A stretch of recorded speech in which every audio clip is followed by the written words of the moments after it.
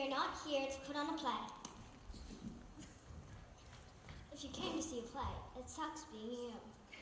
We believe that putting on a play is a bad idea. A horrible idea. A rotten idea. A putrid, stinking, greenish liquid oozing. You'd rather kiss your brother full on the mouth than have to deal with this idea. We aren't going to do it. Period. So don't ask. Don't plead. And whatever you do, don't beg. It makes us sick. But we are out here, and you may wonder why. We're out here with the message. We're out here with a warning. 22 reasons not to be in a play. Reason number 1. Plays suck. What? Yes. Reason number 2. When you were in 2nd grade, you had a teacher named Miss Griswold.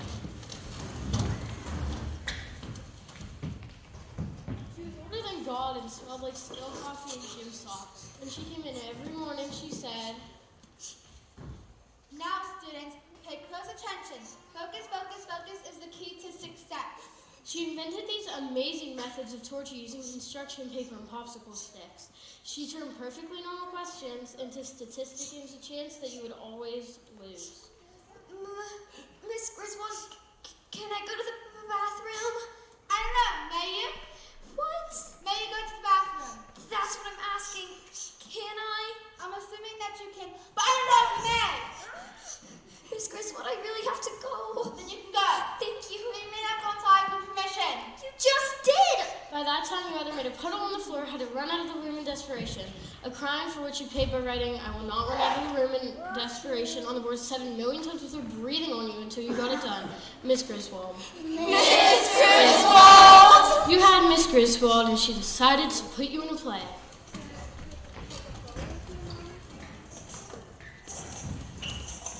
You were in 2nd grade, still in your formative years. The play was about loving the earth, and you spent weeks with your hands in paper mache trying to put together the costumes and props. Only 7 years old and so terribly impressionable.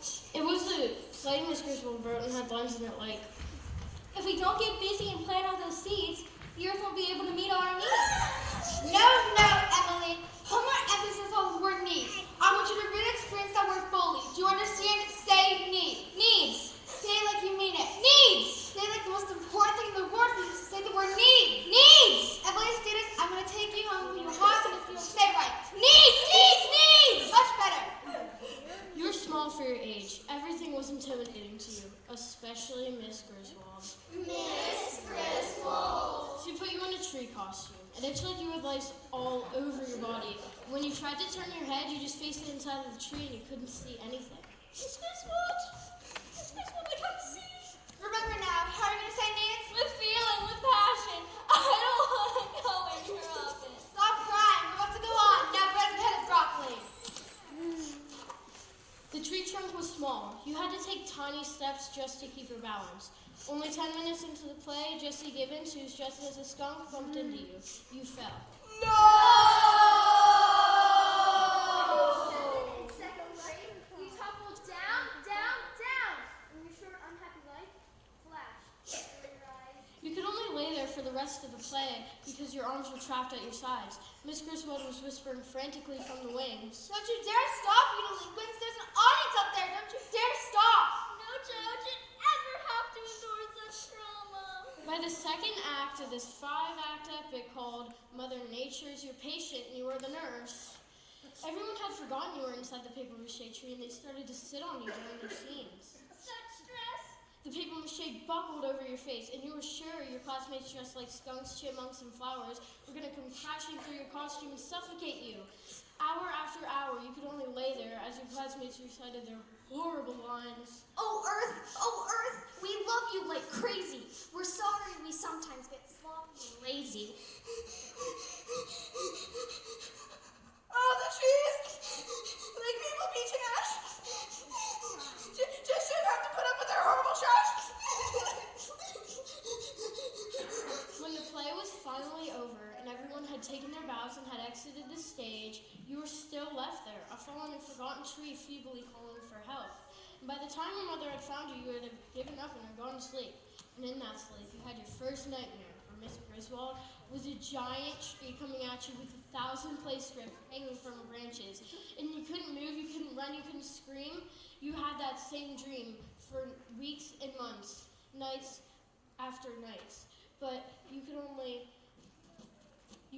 lay there as you couldn't move, you couldn't run, you couldn't scream. You had the dream less and less often, but every time you have it, even last week, you wet your bed. A classic case of post-traumatic stress syndrome. So now, anytime you hear someone talking of how to play, and you smell paper mache, you see the inside of a tree, and you hear Miss Griswold's voice saying, "Needs, needs!" You just walk away very, very quickly.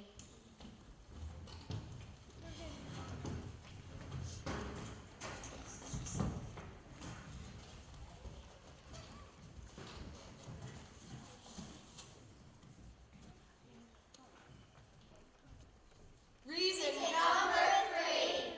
Because you're a fast talker. You come from a family of fast talkers, and there's such things as being fast talking. You have definitely inherited it. And if you were in a play, you memorize your lines and all that, but you say them too fast, and you know the director would say, Take it slower. and you know you have to take it slower, so you tell yourself over and over, talk slower, talk slower. But when you're worried about it, you get tense. When you get tense, you talk even faster. So after you get mad, and you'd say, You have to talk slower. and you'd practically be screaming at yourself inside yourself, and yourself up, because you know you were still talking too fast, and you're being so nervous about it, you're being faster and faster, and finally lose patience and yell, slower! That'll make you go so fast, and every took a breath, and you go so fast, and you're completely out of air, and you keep telling yourself to talk slower, or else the director would that yell, and you just hate when you do that, and you're racing, and racing, and racing, so finally, you just...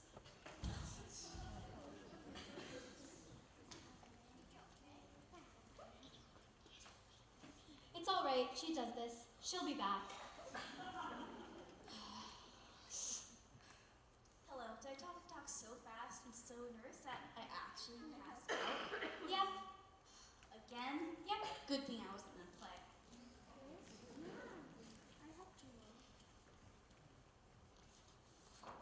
Reason number 4. Because your older sister was in a play and she said she loved it, so you have to hate it. It's a law. Reason number 5. Because you remember Susie Jensen. When you were 6, you lived in a neighborhood with a lot of trees, dogs, fences, and just one other kid your age. Susie. Hey! Since you were the only other kid Susie's age, she decided you must be her best friend. Hey, best friends, let's go play!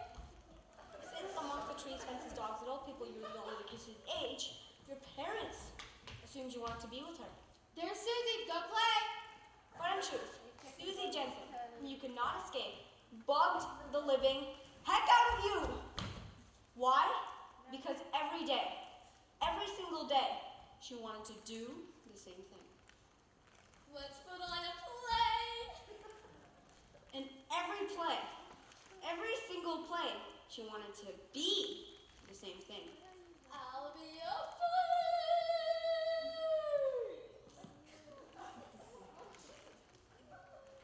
Then Susie the Fairy would tell you every possible way you can enact her supporting role. I'm gonna be a fairy! And let's pretend that I got caught on a thorn bush, on a thorn, and I was bleeding. Oh, but you can be the ambulance guy that comes to save me, okay?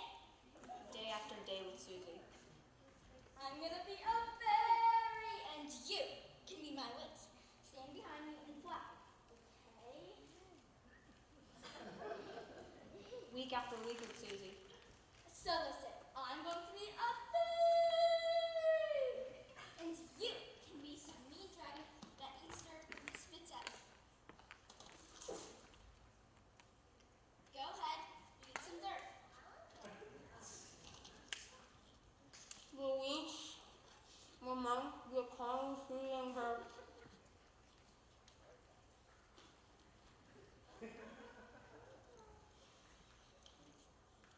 Yeah, fairy variations.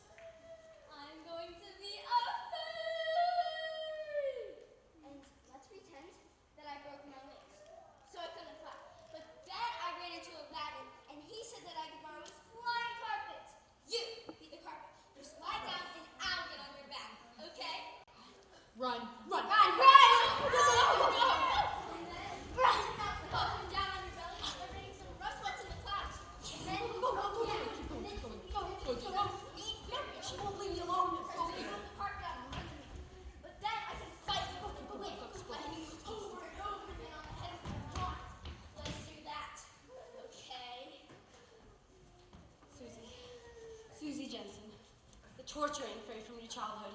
So now when anyone ever mentions being a play, you think of. Hi, it's Susie.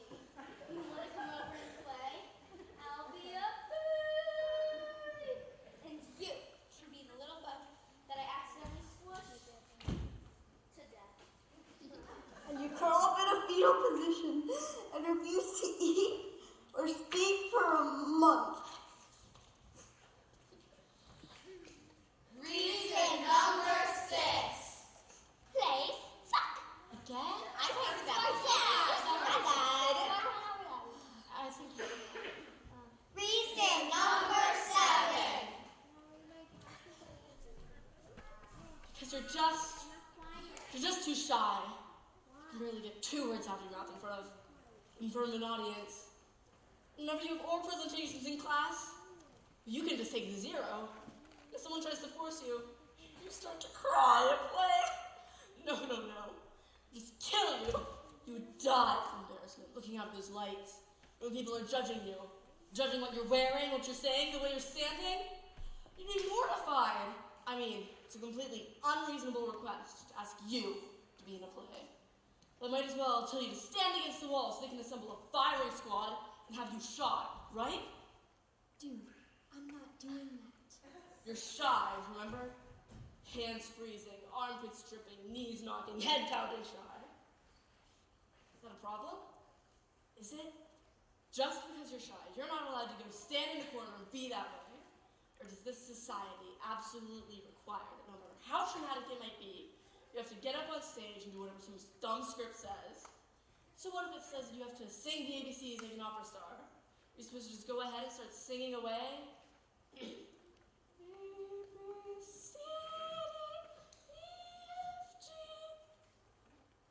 That's way too much to ask of a shy person. And say that the script would require you to grab some strange guy and hold him close to you like he's your favorite teddy bear and play with his hair and grab his shirt as you can't live without him. No, you're too shy. What if the script should require you to kiss him passionately? No, I'm not doing that. See? He's too shy for that. So are you. You can't be in a play, and you can't sing opera, and you can't go rope some guy. You can't possibly make a fool out of yourself because you were just way too incredibly, amazingly, pathetically shy. Reason number 8. Your mother wrote you a note that said, Mavis is allergic to plays. If she's in one, she will break out in hives. Her legs will swell 5 times their normal size, and she will start to sneeze uncontrollably. Please excuse her. Reason number 9.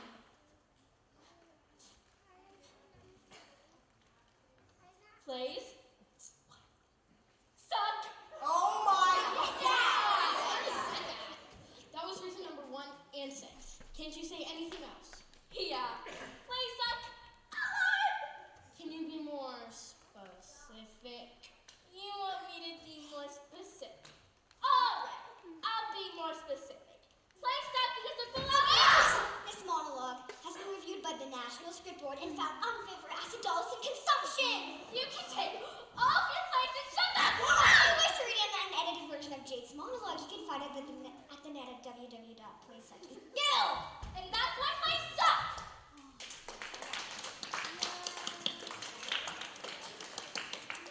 Reason number 10. Abraham Lincoln. No.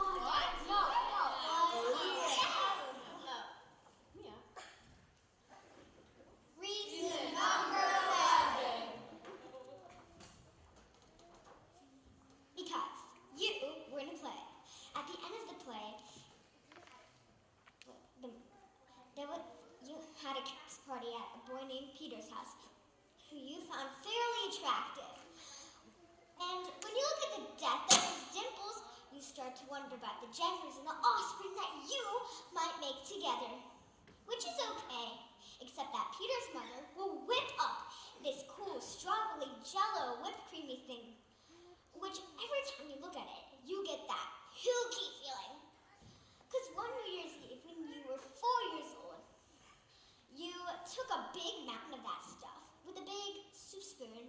by the time your parents finally found you, you sorta, well, OD'd on the thing.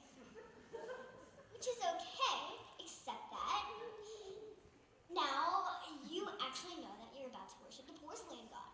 And someone will put it right into your face, right under your nose, and they'll say, "Don't you just love this fake fluffy stuff?" Which is okay. Except that before you can sprint to the bathroom, we'll end up in front of you for all time and eternity as your future husband, Peter. And he will begin to smile and show you the depth of his dimples. And then you'll make that sound. You'll vomit all over the new black and verse thing that he just bought for the New Year's Eve party. And that will definitely not be okay! Reason number 12. Overgrown zucchini. Yeah. Go with it. Reason number 13. Conjunctivitis.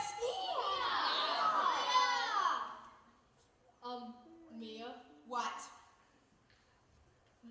Never mind. Conjunctivitis. Conjunctivitis. Yes. Reason number 14. Because you've got a little sister who's 3 years old. You watched last night when your mom was trying to eat her cheese.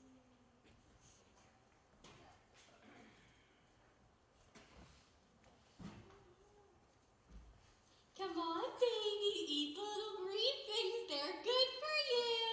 No! You like peas. You ate them all up last time. No!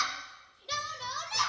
If you eat the peas, they'll help you grow big and strong. I don't want yucky peas! You like peas. Why won't you eat them? Don't wanna! Don't wanna! If you eat the peas, you can have dessert. Don't wanna! I don't want yucky peas! No! No! You watched your little sister stop out with a piece of your thought. That's a beautiful thing. There was no reason, no logic. It was just your reaction. Just eat the peas. I hate peas! I hate them! You think, wow, wouldn't that be nice to go back to that way of thinking? Someone comes up to you and asks you to do something, and your first reaction for no reason at all is, no, I don't want to. Then you go with it. You should be in a play. No, Why not? don't wanna. You should love being in plays. They'll help you grow big and strong. No, no, no! Why not? I don't wanna. I don't wanna because I don't wanna. Everyone, Bobby's being completely unreasonable. Come on, let's be in a play.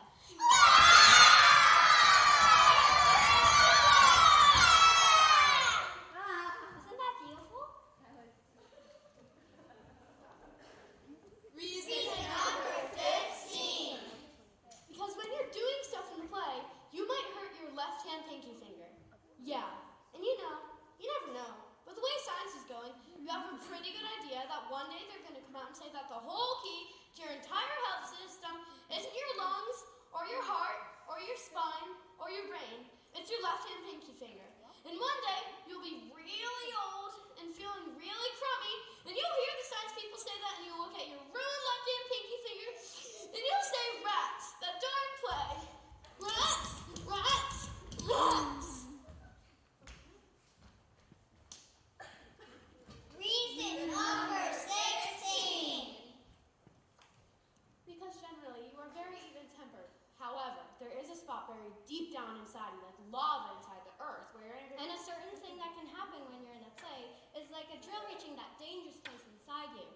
Yes, this trigger, this drill, is something called stepping on. You have your lines in the play, of course, and other actors have their lines.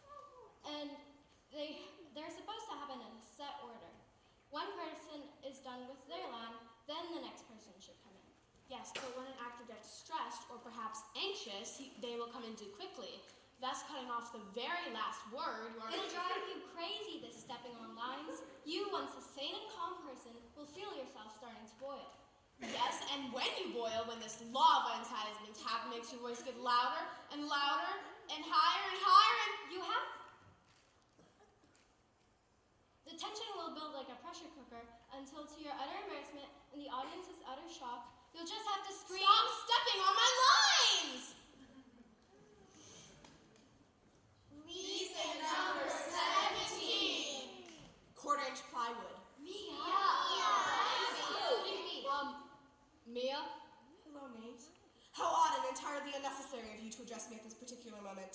When we should, for sake of pace, be moving on with maximum expediency towards the announcement of our next reason, Napa?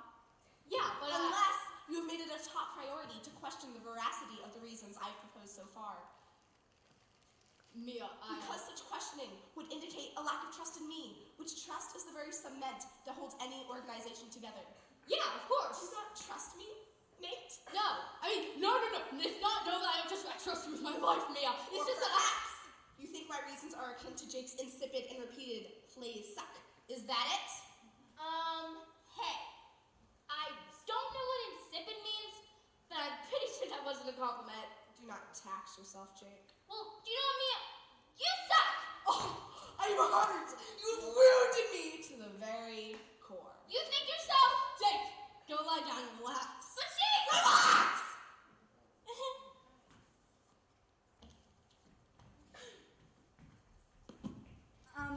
What I think Nate is trying to say, Mia, is not that he doesn't trust you, but that he, and many of us, and perhaps many of them, are curious about the reasons you presented. They're fascinating, but just a bit cryptic. Would you care to tell us more? Is that what you meant, Nathaniel? Or did you simply not know how to broach your distrust of me until Dal swept in and exonerated you with her euphemistic phraseology? Yeah, but As I thought, so be it. At the risk of insulting various intelligence up here and out there, I will elucidate how my reasons for not being in a play are not only valid, but absolutely correct. My first reason, Abraham Lincoln, long recognized as one of our greatest presidents, Mr. Lincoln was killed in the theater by an actor after watching a play. Does that make sense now, Nate? yeah, but My second reason, overgrown zucchini. At various points in history, audience displeasure at a poor theatrical performance has been expressed by the throwing of overripe vegetables. Given the cyclical nature of fashion, such a tradition could very well return. And if, while performing in a play, one were clobbered by a vegetable as substantial as an overgrown zucchini, one might be rendered unconscious, perhaps even comatose. Any questions, Nate? no, but Mia's reason the third, conjunctivitis. Also colloquially known as pink eye, this highly irritating and contagious malady can easily be spread amongst cast members of a play as they foolishly, wantonly shear mascara in preparation for stage performance. Satisfactory, dear Nathaniel. Mia. And my final reason, quarter-inch plywood. One common error in theatrical construction when amateurs rather than professionals are often engaged is the utilization of too thin plywood for the construction of standing surfaces. Specifically, these novices will construct platforms of half-inch rather than quarter-inch platforms, thinking that a quarter of an inch will not much matter. But when these insufficiently supported platforms are elevated several feet above the stage floor and are overloaded by too many uninformed actors, that quarter of an inch of insufficiency may very well cause them to plummet to the stage, injured not only by the fall, but by the lethal shards of wood and metal that might impale them on the way down. Nathaniel, are you now satisfied that my assertions are valid reasons not to be in a play? Mia! What?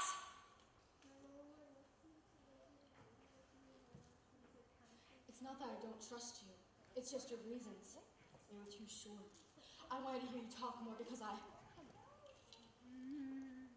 really love your voice. You like mine. I love it! Well then, indeed, this may well lead us to another reason entirely. Reason number 18. Because during the course of your involvement in the play, you might be suddenly caught off guard by an unexpected connection with another actor. Keep talking! Oh, please, keep talking! And your previously impervious intellect might suddenly be perforated by an unusual sensation. Perforated. Beautiful word. Beautiful said. You, once priding yourself on your logical detachment, might find yourself unexpectedly breathless. And Faint.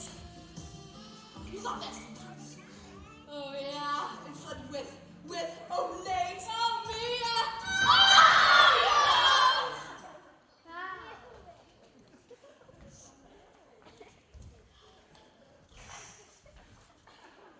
Reason number 19. Because at your school this year, 4 key elements are poised to combine to spell out the destruction of the entire civilized world. The entire? Civilized world. That sounds pretty much like the best season I've ever heard. Yeah, it's a 4-pointer. Agreed. We need to start again. Reasons number 19, 20, 21, and 22.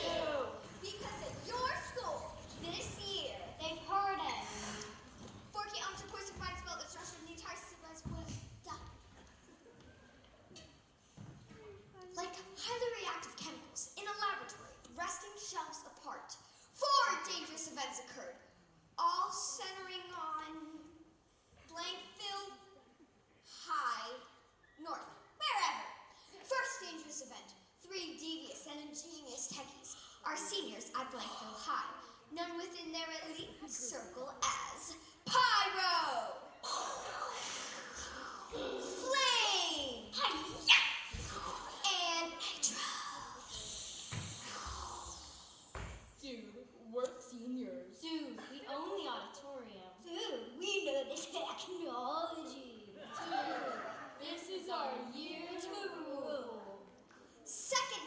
this event, the director of Nowhereville Drama Department, Mr.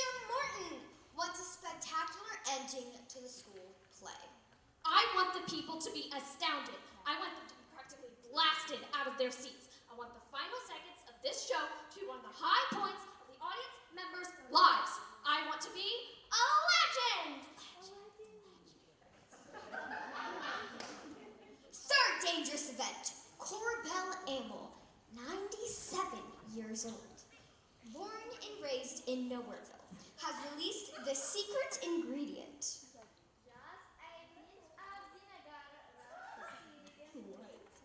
To her famous whoopie pies, to her granddaughter, Marilyn Grayson, who baked a large batch of the confections and gave them to her daughter, Diana Nicholson, who brought them to the bake sale of the high school drama department. Try my great-grandmother's recipe for whoopie pies. They're great. Oh, whoopie pies or whoopie pies. Oh, Toledo, these things are amazing! Give me one. I want a present. I'm addicted! I have to have another! Everybody wants the whoopie pies. What do we do? Supply and demand, Donald Trump, 5 bucks a pop. I'll give you 10! I'll give you 20! Give me the whoopie pie! Fourth dangerous event, the tiny, previously unknown island nation of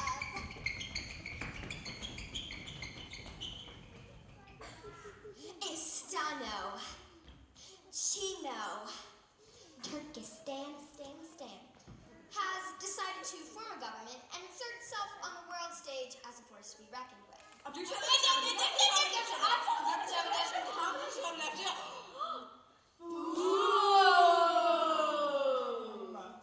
The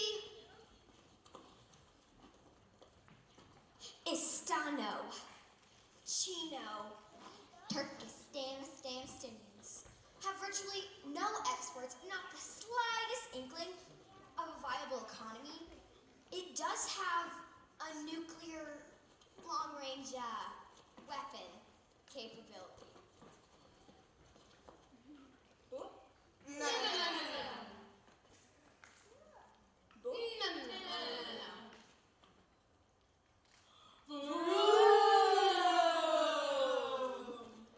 So the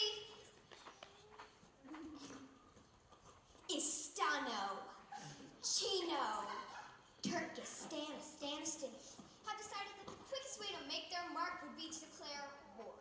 Having no grudges whatsoever against any other nation on Earth, they are currently engaged, searching for an enemy. How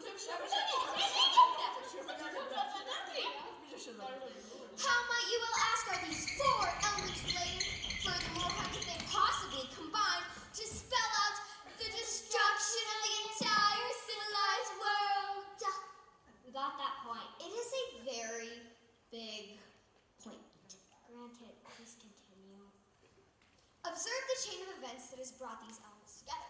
First, Mr. Morton approached Pyro.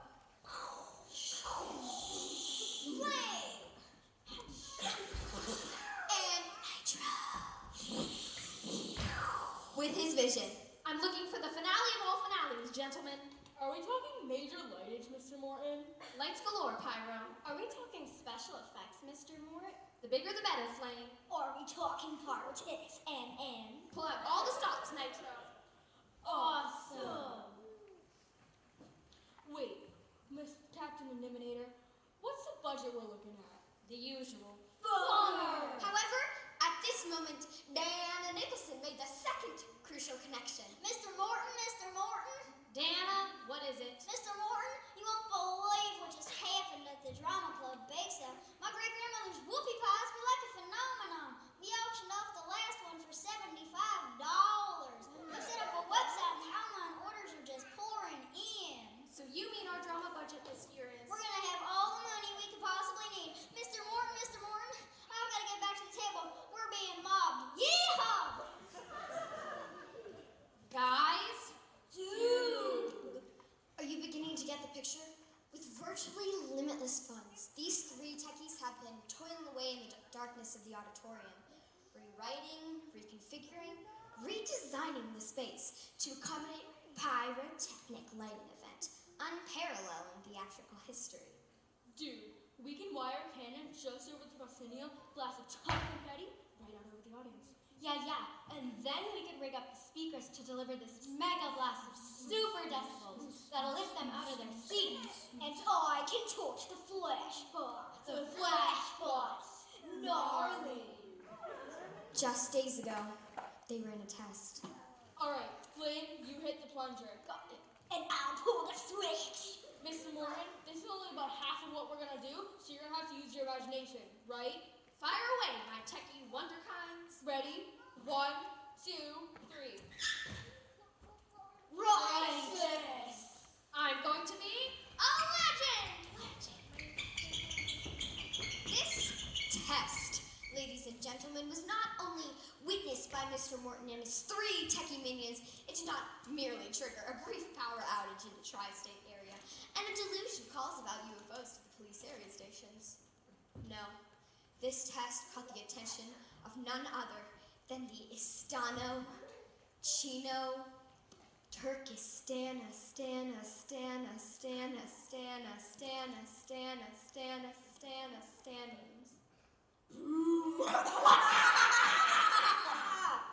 Yes, the Istano, Chino, Turkistana, Stanians have centered their attention on blank film. They have made your school their enemy. They're waiting for the slightest provocation. Do you see now? Do you understand the seriousness of this message?